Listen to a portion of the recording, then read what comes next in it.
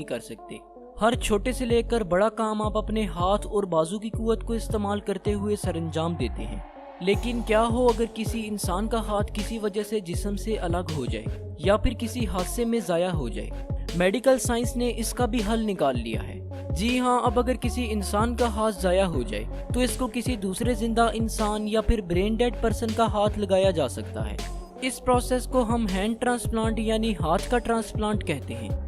Hand transplant एक ऐसा surgical process है जिसके दौरान एक इंसान के हाथ को किसी दूसरे जिस्म में ट्रांसप्लांट कर दिया जाता है। आमतौर पर डोनर का हाथ किसी मुर्दा डोनर से लिया जाता है और इसको रिसीवर यानी कि रेसिपिएंट के लिए ट्रांसप्लांट किया जाता है जिसका हाथ किसी वजह से ज़ाया हो गया हो। आज तक जितने भी हैंड ट्रांसप्लांट्स हुए हैं उनमें से ज़्यादातर को एल्बो यानी कि कहनी के नीचे ही इंजाम दिया गया है। हालांकि अबव एल्बो ट्रांसप्लांट भी मकबूलियत हासिल कर रही है। हैंड ट्रांसप्लांट एक नई किस्म की ऑर्गन ट्रांसप्लांटेशन है जहां मुतअद्दिद ऑर्गन्स को एक वाहिद फंक्शनल यूनिट के तौर पर ट्रांसप्लांट किया जाता है, जिसे अब वेस्कुलराइज्ड कंपोजिट एलो ट्रांसप्लांटेशन कहा जाता है।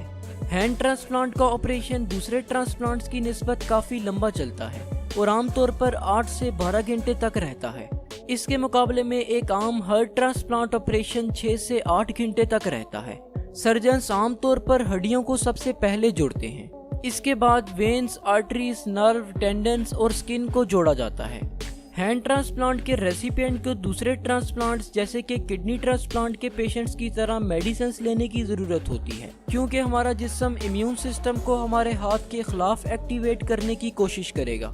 ये मेडिसिन रेसिपिएंट की इम्यून सिस्टम को कमज़ोर करती हैं, जिसकी वजह से इन्फेक्शन और कैंसर का खतरा बढ़ जाता है। ऑर्गन्स की ट्रांसप्लांट में गुज़िश्ता बरसों में बहुत सारी तरक्की हुई है जिसने इनको काफ़ी हद तक काबिल बर्दाश्त बना दिया है।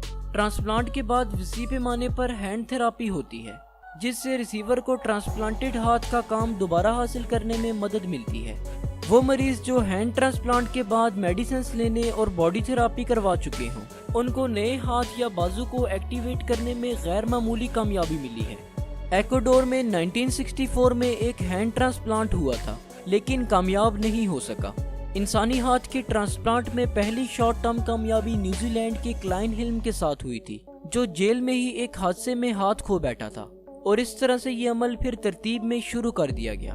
बाजू या हाथ दोबारा हासिल करने से मरीज की जिंदगी के मेयार में बहुत ज्यादा बेहतरी आ सकती है, जिससे वो रोजमर्रा के काम अंजाम दे सकता है जो शायद वो पहले नहीं कर सकता था।